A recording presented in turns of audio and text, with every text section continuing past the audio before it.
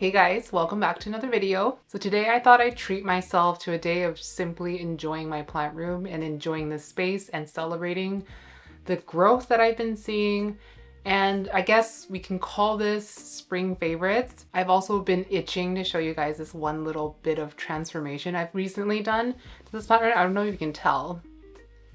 Maybe you can tell if I do this, especially if I do this. If I come back here, maybe you can tell that something's different. There's all this space in here now. So a few weeks ago, I kind of teased that something was coming in here I was going to be installing, and it would kind of transform this corner. It's a transformation for me at least because I'm in here every day. So I wanted to show you this shelf, the new setup, and then I kind of just want to go through some plants that just been making me really happy lately. I don't do favorites videos that often anymore, but you know, when sometimes you have like a growth that you are so proud of and you're just so in awe of, and you just have to show people. And literally the only criteria is plants that have been making me feel some level of giddy. So let's start with the plant shelf. A few weeks ago, I think this was like maybe a month ago, Soltech Solutions reached out to me and asked if they could send me some lights to try out, and I was like, what? How do you know who I am? I have been wanting a Soltech light for so long. So if you guys will recall, I used to have like a stand right here that had mother lights on them. They were pointing at this shelf and they were kind of pointing at this shelf as well. And I had that set up for a year and I really enjoyed the growth I was getting out of the plants, the colors that I was getting out of my anthuriums. But I also wanted to reclaim some of this space because every time I film, I'd have to like dismantle everything, put it away. I couldn't have the lights on because it would cast like reflections and stuff. So literally today I just like turned on my softbox, which is right here, turned on my camera, and like away we go. So some of you might recall that I had a plant stand here. It wasn't a plant stand, it's like a little side table with a mother light pointing this way and a mother light pointing that way. And I had that set up for over a year and I really liked it. I loved those lights for what they did for my plants, the way they made them face forward, the way that they brought out some like blacks in my anthuriums. But at the same time, I was ready to reclaim some of this space and just be able to like walk through, because this room is freaking tiny. This is basically a flex room. It's not even a full-size room. Like this was marketed as a third bedroom, but it's really just like a nursery sized room. So yeah, when they asked me if I wanted to try an aspect light, I was like, yes, freaking please. Please, yes, I want to try it. I just knew I was going to really love it. And like now that it's installed, it's like the best thing that's ever happened to me. It might be dramatic to say that, but like I am filled with joy. So I want to show you this setup. So here it is in all its glory. I went for black and I didn't film the actual like installation of it because my boyfriend was doing it for me and I don't want to film him. I know he didn't want to be filmed. And listen, like I am all for doing my own stuff, but when it comes to power tools, there's something in my brain. Me and power tools don't mix. Like the intrusive thoughts are too strong and I'm just like, we just don't mix. But I'll just show you the way it's hung there. It's got a very clean little wall mount. And these are the little organizers that were so easy to install. And I was able to make the cable pretty straight that way. And I'm just running it down to the bottom and then it's plugged into my little outlet tower here. So I did move some of the plants around. I'm gonna have to move things more because this queen, this leaf is touching the top of the shelf now. But I'm so excited to be able to grow things on this top shelf now because before everything up here was just like a little bit weak. They weren't growing very well, but now I've taken some light readings. They're getting somewhere in the vicinity of like 400 to 500 foot candles. Definitely the Wenlingeri is getting the most light right now. I wanted to make sure it caught a lot of light because this inflow is pollinated. I will be pollinating, where's that second inflow? This inflow in the near future. This one is receptive. And I'll just back you up here so you can kind of see what the lighting situation is like. Even like down here, there's a good amount of light. Like you can see that this leaf is quite nicely lit up as well. And I know this is like pretty much impossible to show on camera because the camera is going to want to balance the light, but I have Barina lights everywhere else. And this, you're going to just have to take my word for it, is pretty much a perfect exact match in temperature. I don't know if it's technically an exact match, but to my eye in real life, they look like an exact match. And this whole room just now has like a warm yellowish glow, and I love it. I'm so in love with this new setup. They were also kind enough to send me the Vita light bulb, which is just like a standalone bulb that you can put into your own fixture. This is the one that Charmaine has, the one that I saw in her plant room, and I freaking love the temperature of it, and I'm sure it's the exact same as this one. So right now in my guest bedroom, I have an IKEA floor lamp. I have a Sansi bulb in there that I've been using for I think like a year and a few months, and it's actually perfect timing that I have this now, because the other day I walked in there and like the light bulb was doing this like eye twitching thing. Like one of the parts of the bulb was flickering. I think I could have video of it, and yeah, it still works. It's still growing the plants, and it doesn't do that every day, but when it does flicker, it's really freaking creepy. I don't know if you guys have had experience with that with the Sansi bulb. That's literally the first time I've ever seen it, but originally what I had in mind was to use this in that room, because it is technically a guest bedroom. We don't have guests that often, but when guests are there, I want it to be a little bit warmer, just like more inviting. And the Sansi bulb, even though they are so good at growing plants, I've been able to grow my Monstera huge. I had my Florida Ghost in there that I recently sold, but it was freaking massive. So they definitely work, but it's like white daylight. It's like very, very white. And I've told you my first impression of the aspect light, but I thought together we would put this one in to the floor lamp and get like a collective first impression. This box is so nice. Look at that. This is what it looks like. This little pamphlet here I can see.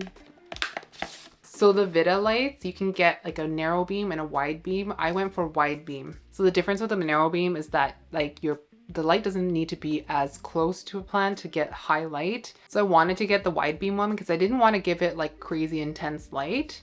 And I wanted to look a little bit softer. I don't know if there's going to be a huge difference because I had never tried the narrow beam one, but yeah. So I'll take you to the other room and let's plug this bad boy in. So this is the area that I had the Sansi bulb. So this is Sansi. It's like a very white light. It's like not unpleasant, but it's really white. And this Monstera has been loving this light, to be honest. And then you can see it's not doing that light flickering thing. Right now it seems to be behaving, but I wanted to show you this so hopefully you'll be able to see the difference. I don't know if you guys remember this plant, but it's freaking massive. Look at the size of that leaf and look at the size of the pot. This tiny thing, I'm so scared to repot it. I might have to do it for a video. It's just busting out of there, but it's been growing so well since I potted it in there. When I potted it, it was literally just this leaf, nothing else. No, maybe like an emergent leaf, but it was a relatively small plant and now it's turned into a monster. I should probably turn this light off before we unscrew it. Just a side-by-side comparison for you. Sansi, Soltech. This is quite a bit bigger. All right, turning it on. Ta-da! Oh my gosh, it looks so warm in the viewfinder. It doesn't actually look that warm. Hold on. From back here, it looks a little bit more true to real life and I freaking love it. I'm trying not to shout because like I'm pushed up against the wall right now and like the microphone is right next to my mouth. But long term, I would love to just grow that Monstera. And these are not going to live here permanently. I just needed a spot for them. But this is my heteros first leaf from the mid-cut. First leaf from the mid-cut, actually. I'm just realizing this now. It's pretty massive. As you can see, this popped out of the axillary bud. I chopped the top off and this is a pretty good size. And my polypodioides, which needs a better place than this. Like it totally gets lost here. So once I get that Monstera potted into a big pot, I think it'll be like a nice piece just on its own. So that is my first favorite of the season, especially this aspect light, because I can't explain to you how much it has transformed this room. It's really hard to show it on camera because my camera is not good enough and my skills aren't that good enough to really like show what it looks like in real life. But trust me when I say this room looks completely different than before. If you've been wanting to try out Soltech products, by the way, I do have a coupon code. It's just Alice15.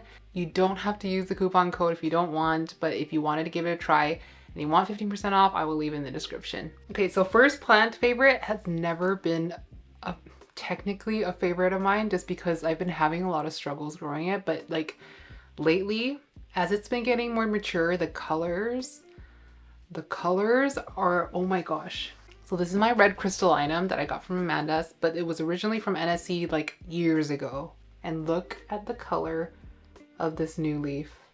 Her mother plant doesn't look like this, but in my care, this plant always kind of looks like it fell from a tree and hit a few branches on the way down. Amanda's mother plant does this as well, but in a cute way. It looks like just like cupped back and really rounded, but mine always looks a little bit more exaggerated than that, and it usually gets these little dinged edges. But now that it's getting bigger, the colors that are coming out of it is just incredible. I think the camera is picking up the colors really well. It's like a very dark maroony purple, and the veins are so pink.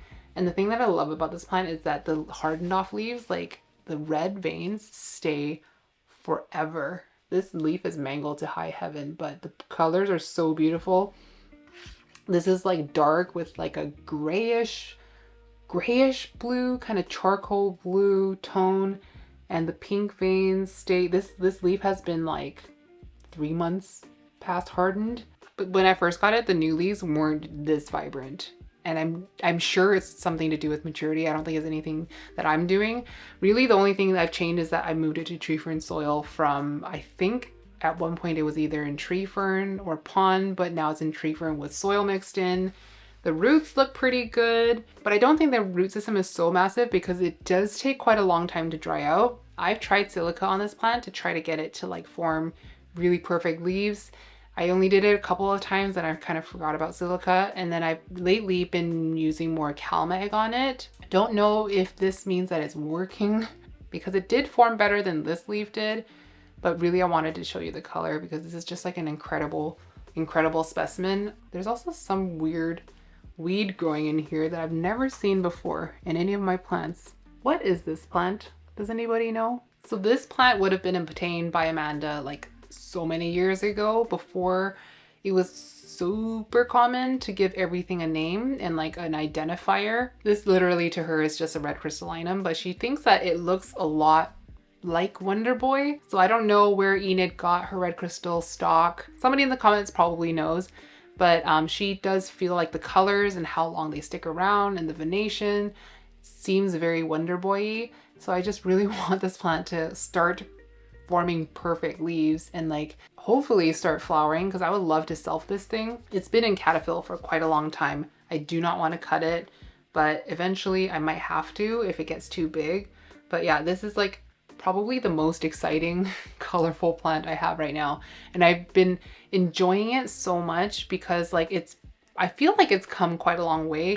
I've cut off a lot of ugly leaves on here, but it keeps growing and it is sizing up. It's just not growing perfect leaves, but it doesn't even matter because I freaking love this color. I think I'd rather have this over a massive plant that didn't have quite the same intensity of color. And I do believe that over time, the more mature this becomes, it will get more purple and less pinky red, which I'm also very excited about. Speaking of red leaves, this plant, I've been loving this plant so much lately. This is my Nigra Carla, which is supposedly from a batch of pure Carlas, but this was probably contaminated with possibly papillomaminums. And I got this from my friend Jose, and like I like the plant.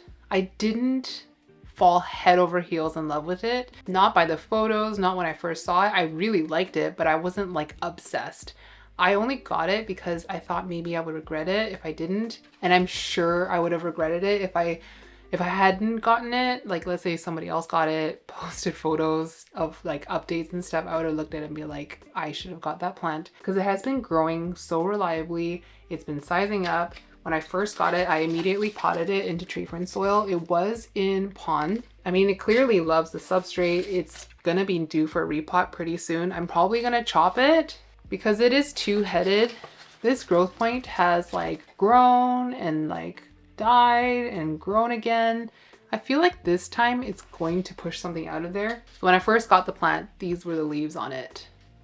So this was the best leaf on the plant. It wasn't the newest leaf. The newest leaf got underwater, so it wasn't like properly formed. So this was like the nicest leaf on the plant. I was like, it's really pretty.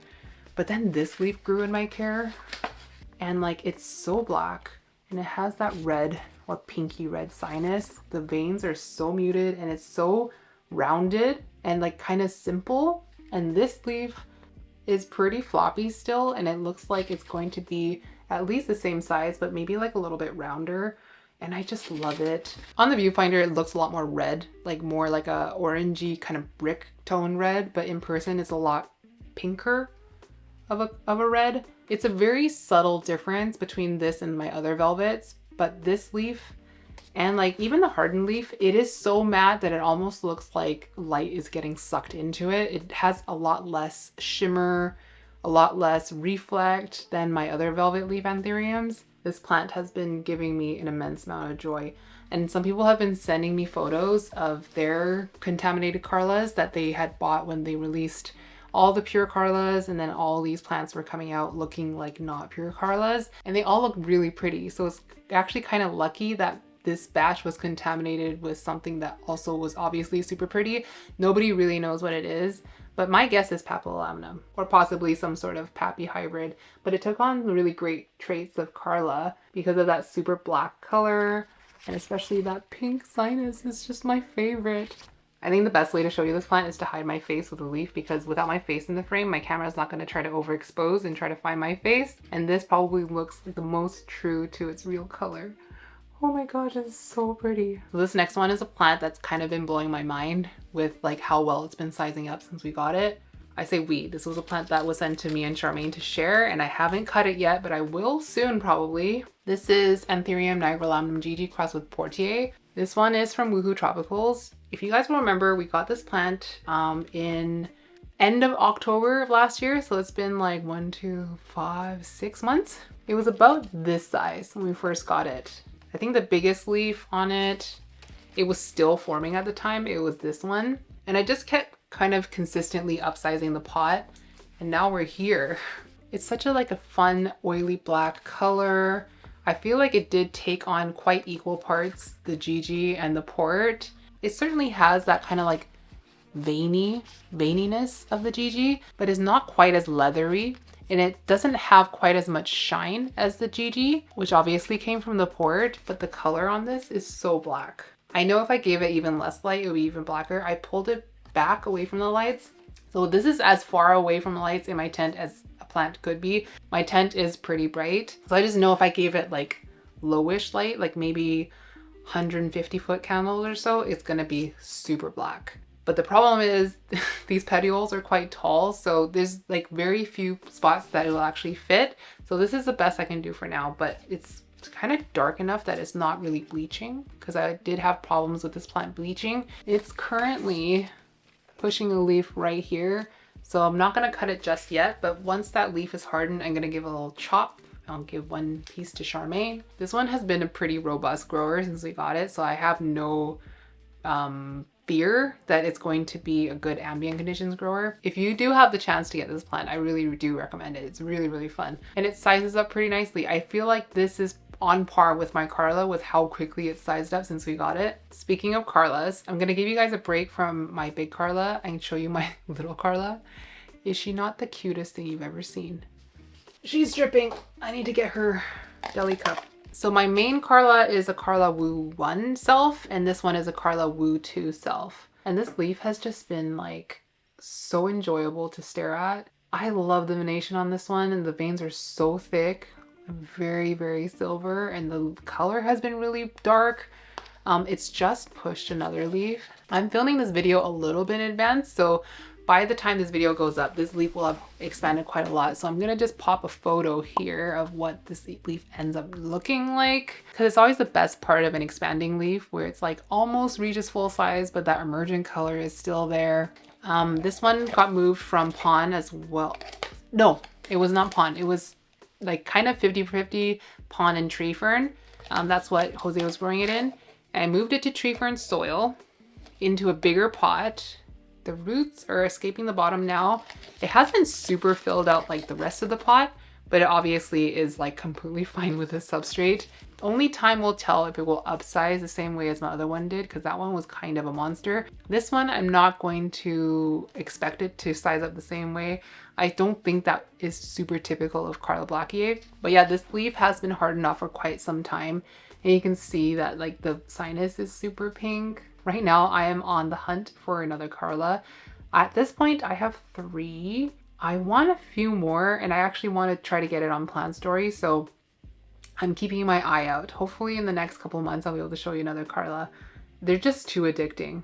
Like, they're not they're not cheap and there's a lot of competition to get Carla seedlings. I don't know, I can't stop. When you're on Plant Story, which is now Palm Street, when you use your credits, it's just like if they're free plants. So why not get a Carla, you know? Okay, I have a couple of big plants to show. Look at my Patricia.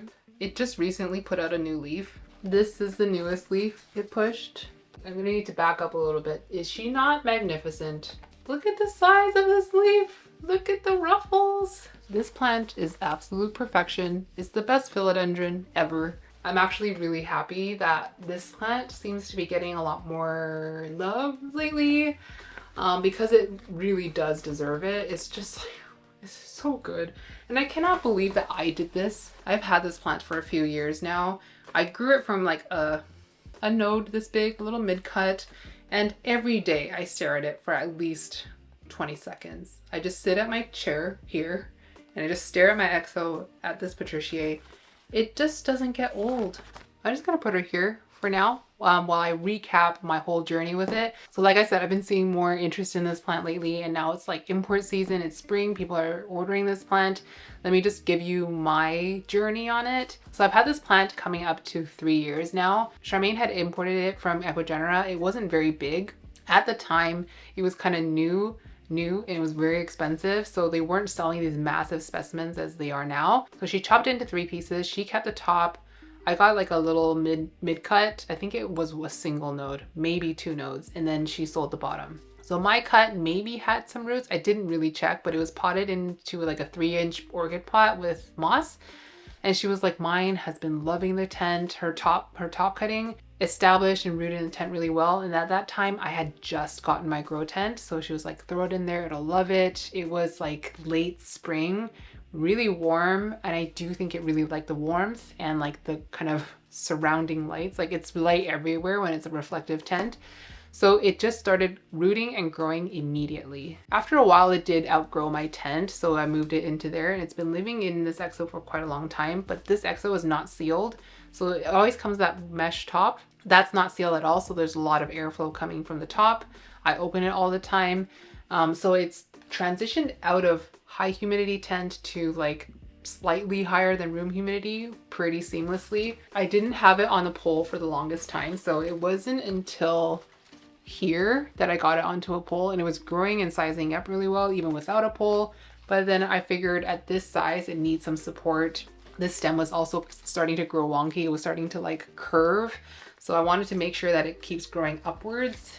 The only thing I will say about Patricia is that like it does drink quite a lot. Like I'm holding this up right now and it feels pretty light, and I probably watered it maybe 3 or 4 days ago. But also at the same time, and I don't know if it's like the great white that it has that makes it a little bit drought tolerant, but I've had this plant go like full limp before, like really droopy and dry, and I've watered it and just perks right back up, and it doesn't really leave any damage behind. This pole is a mixture of tree fern fiber, a little bit of moss, perlite and pond, just kind of a mishmash of stuff. The tree fern makes it really easy to water through. It doesn't have a massive root system in there, but it has rooted in there. I do need to water this pole more often than I actually do.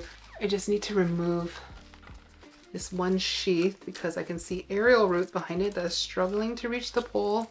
These little aerial roots that can now enter the pole, and I have this like S-hook that I use to just hold the plant to the pole, and it's been working a treat.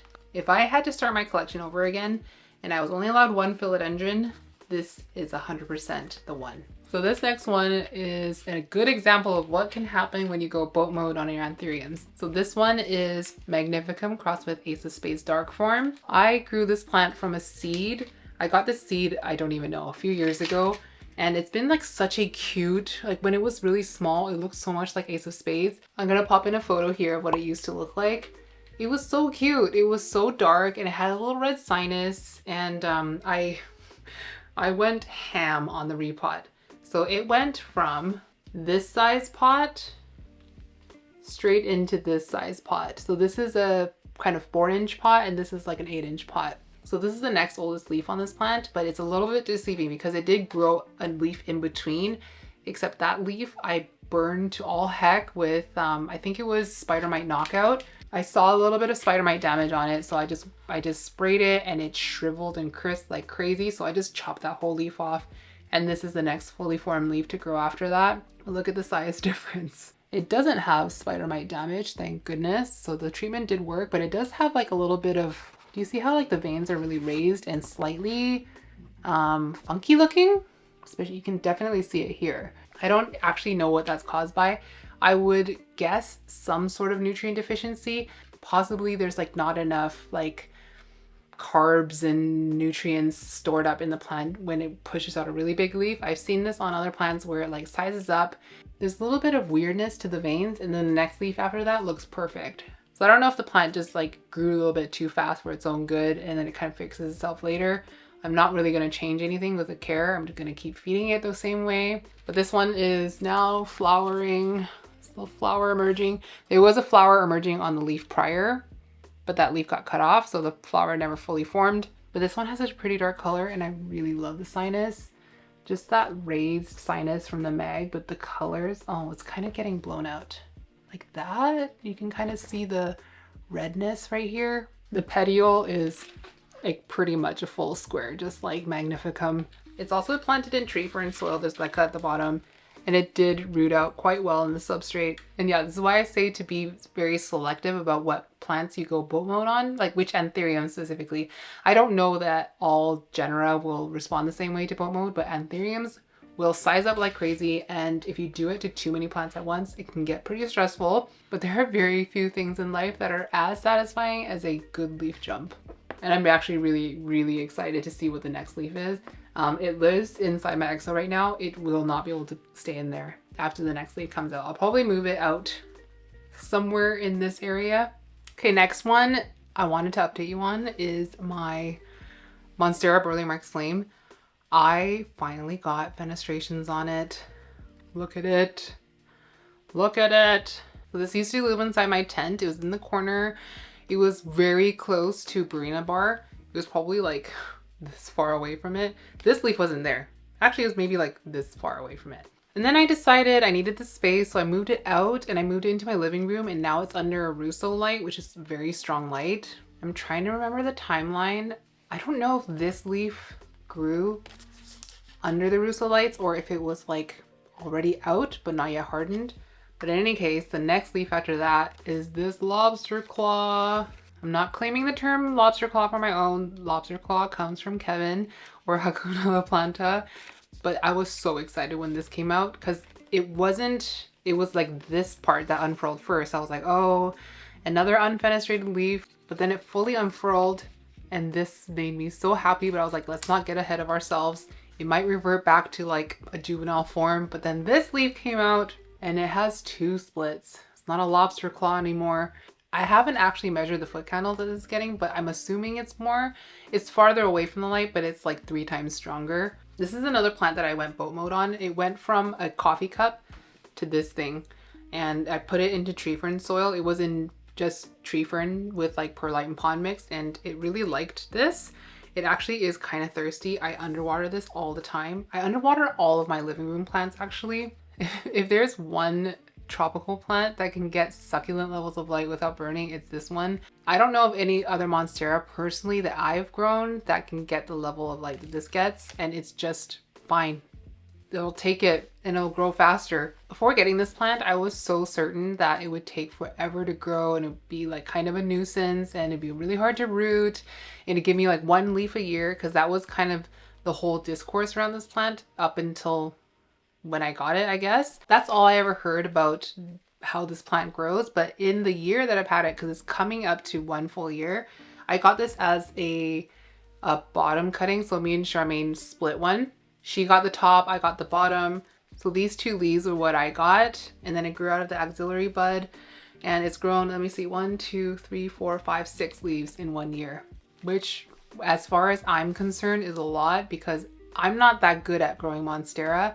I'm not that good at growing vining plants in general. So this is a huge victory for me.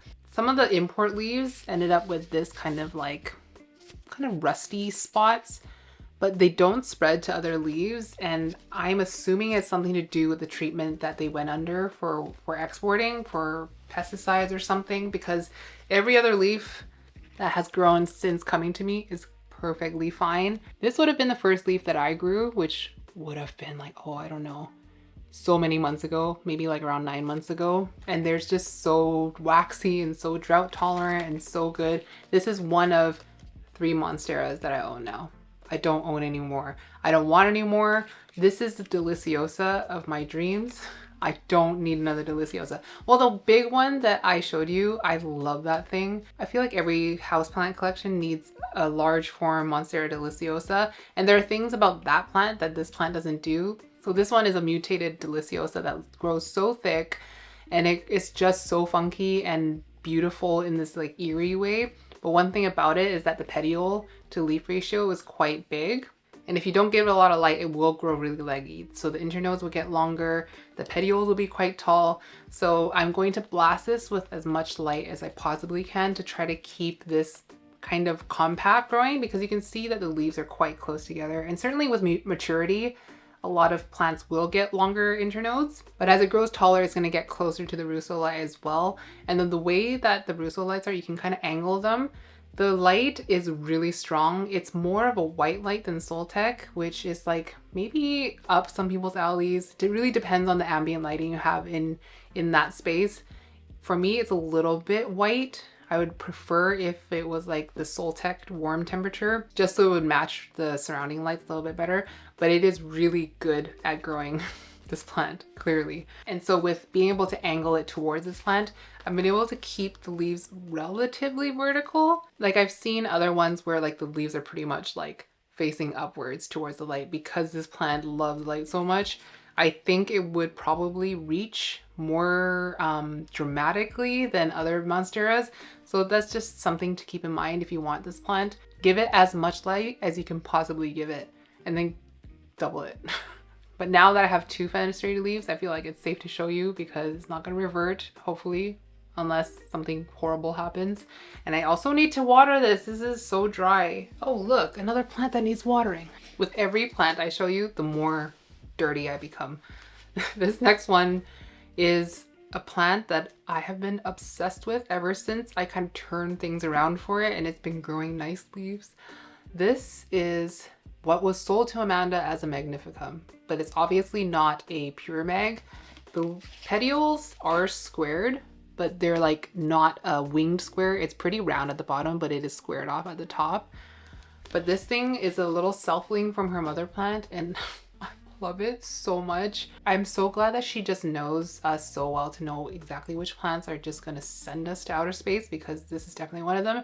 She sent this plant to us, didn't really explain like why she sent it. She didn't accompany it with a bunch of mother plant photos so that we could be like convinced this is like an exciting plant. We just kind of got it. We're like, oh, cute. It's like a really silvery mag. And I didn't really like give it the most special care. I had it in pond. I kept underwatering it, and it was growing super wonky, and to the point where she was like, just throw that thing out. Like, it's not doing really well. But I was like, no, I'm not gonna throw it out. So I transitioned it to tree fern soil. And the first leaf that grew out was so pretty.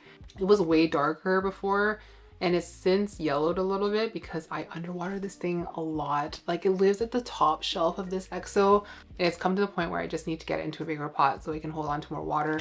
It's grown a bunch of stems since I potted this up. This used to be in a little cup like this little yogurt cup. So it did get a little upsized, but it's ready for another one. But look at this new leaf. She says that this is the color of her mother plant, where it's like really red, but the veins are this like almost, it's equally neon and pastel.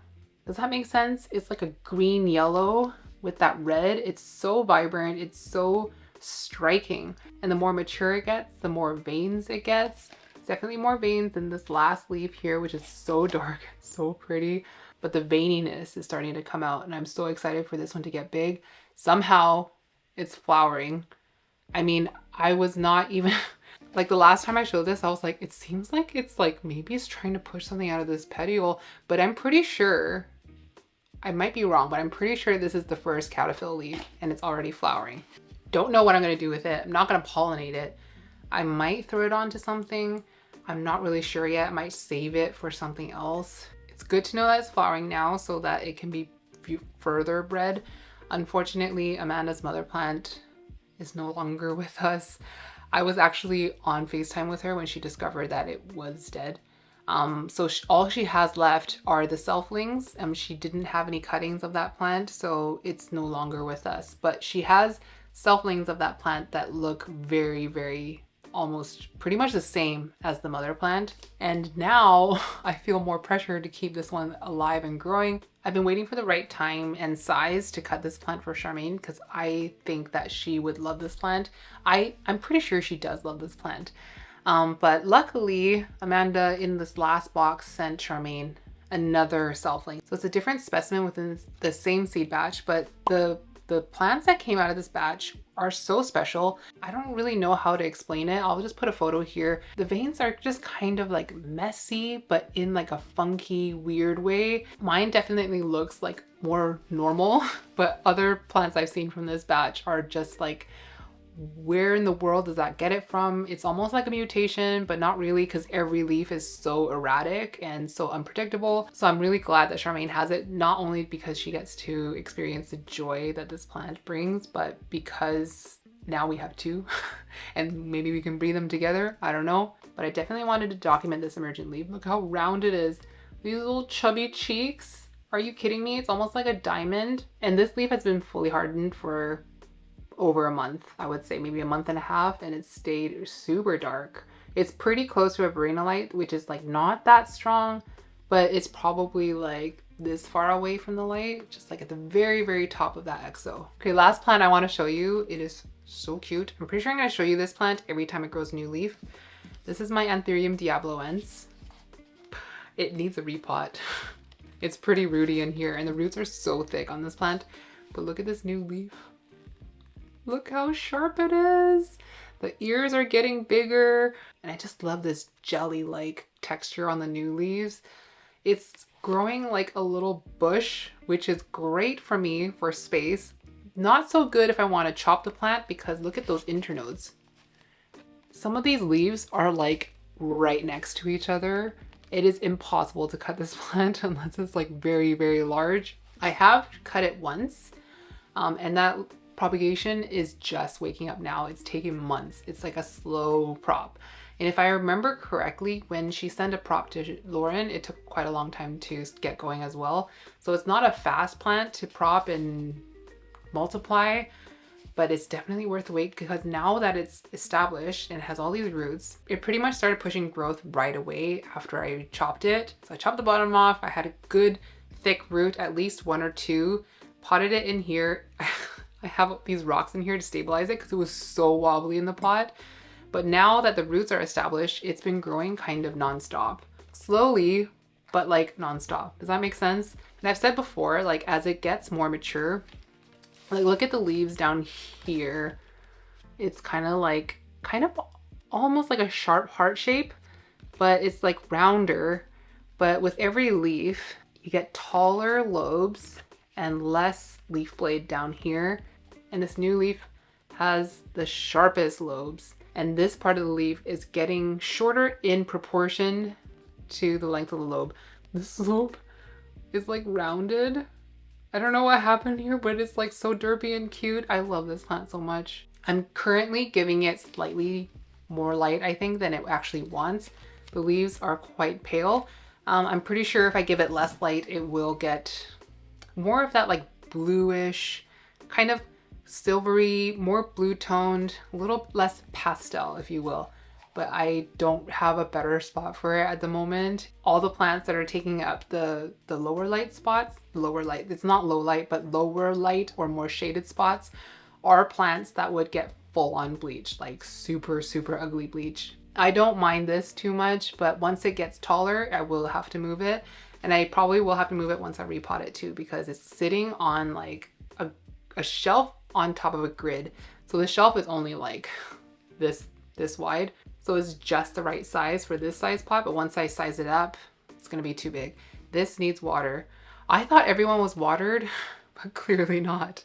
I'm told that this plant is getting more popular, as in like there's kind of a lineup of people wanting to get it, but just know that it takes a long time to prop this plant. At least from what I observed, I don't know that many people with this plant. I know Amanda, who is the source of Diabloense for all my friends, and they have been kind of slow to get going, but now that it's going, kind of going fast, but you saw those internodes, it's really hard to get a lot of cuts out of it. So hopefully the people who are wanting this plant have some patience. I will let go of my prop as soon as it grows one leaf.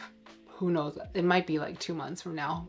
At the rate that it's going, it's going to be a little while. Another plant that is kind of like these vibes of this like tall, sharp, evil looking lobes is Uliarum donburnsii, which I also love. I've never owned it.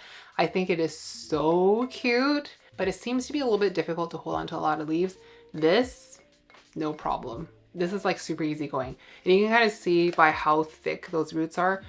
Some roots are like comically thick. Like I've had one that looked borderline like a radish coming out of it, and some of them are like more like this, but they're thicker than the average anthurium root, at least of the ones that I own. So it can hold on to moisture for a little bit longer. It's more drought tolerant. But yeah, I just want to show you this new leaf because it's too cute. Okay, I just looked at the time and I have to go. I did not know this video was going to take as long as it did. I took like 2 breaks, candy breaks and stuff in between, and it is now, let me see the time, 4:30. I gave myself a couple hours to sit here and enjoy my plants, and those couple hours are gone. I have so many chores to do. So I will leave you here. Thank you guys so much for watching this video. I hope you enjoyed it. Have a great rest of your weekend, and I will see you in the next one. Mwah.